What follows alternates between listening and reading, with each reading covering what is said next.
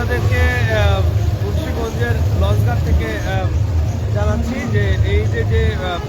মহাসমাবেশ তারেক রহমানের, সেই মহাসমাবেশে অংশগ্রহণ করার জন্য দলীয় নেতাকর্মীরা কিন্তু মুন্সিগঞ্জ লঞ্চঘাটে আটকা পড়েছেন, যেখানে ধলেশ্বরী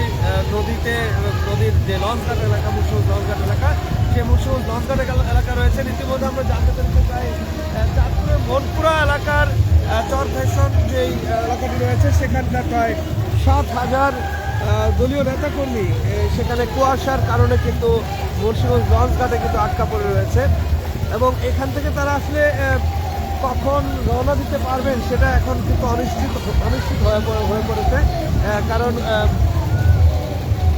বেলা বাড়ার সাথে সাথে কিন্তু বাতাসের তীব্রতার সাথে সাথে কিন্তু কুয়াশায় নদীর যেই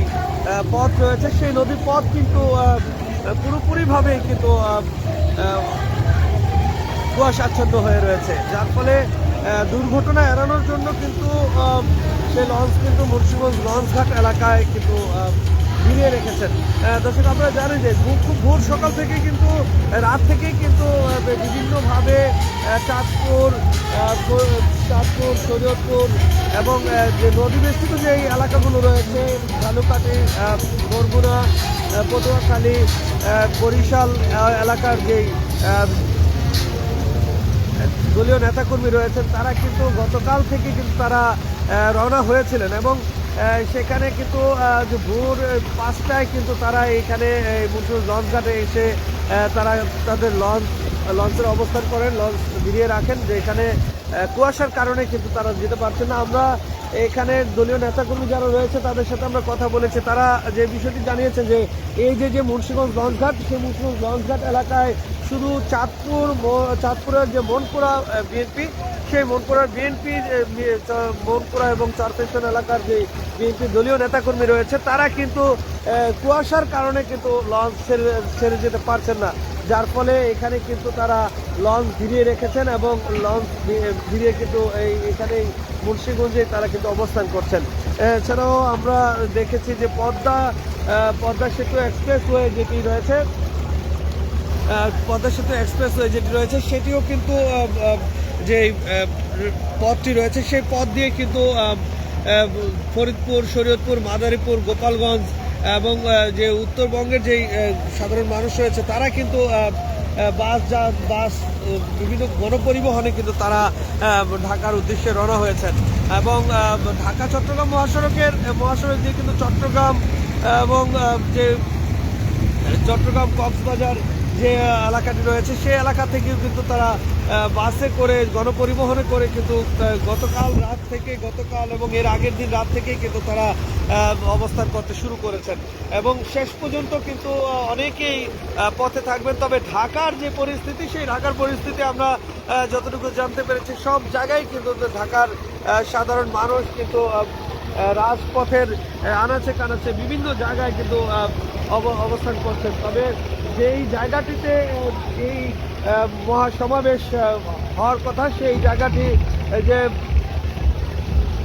36 জুলাই এক্সপ্রেসওয়ে অর্থাৎ 300 ফিট এলাকা, সেই 300 ফিট এলাকাও কিন্তু দলীয় নেতাকর্মীদের অবস্থানে কিন্তু কানায় কানায় পরিপূর্ণ হয়েছে। আমরা বিভিন্ন জেলার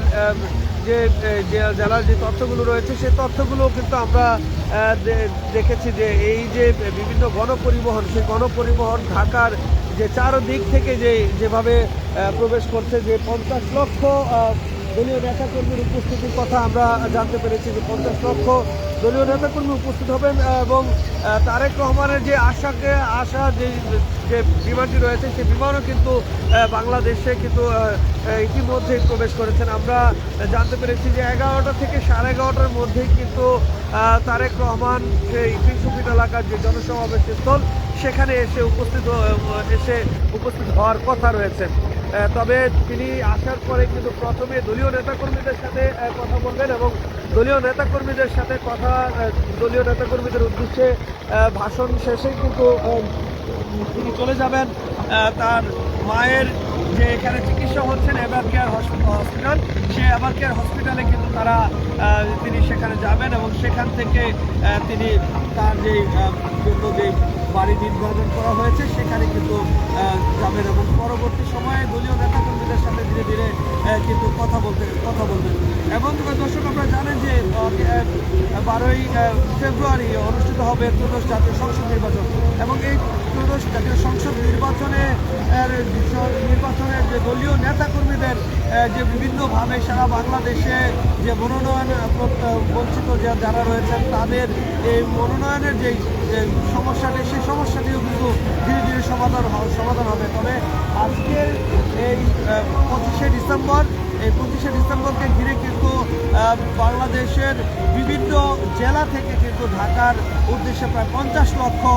দলীয় নেতাকর্মী উপস্থিত থাকার কথা রয়েছে, এমনটাই কিন্তু আমরা জানতে পেরেছি। এই মুহূর্তে আমরা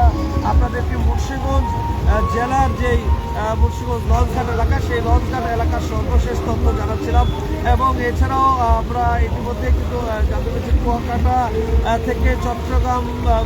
কুয়াকাটা থেকে ঢাকা এক্সপ্রেসওয়ে যেটি রয়েছে সেখানেও কিন্তু একটি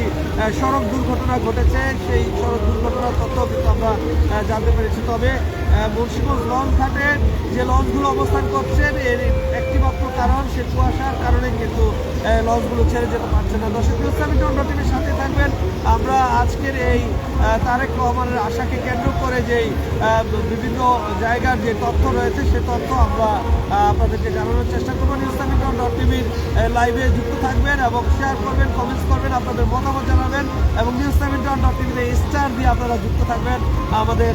সাথে। আমি বিদায় নিচ্ছি, মোহাম্মদ জাহাঙ্গীর আলম, নিউজটাইম.টিভি।